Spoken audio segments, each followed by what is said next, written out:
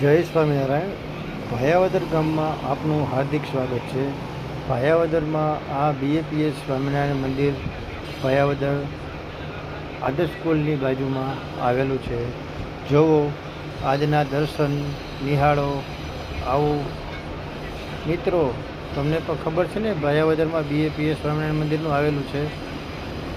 હા.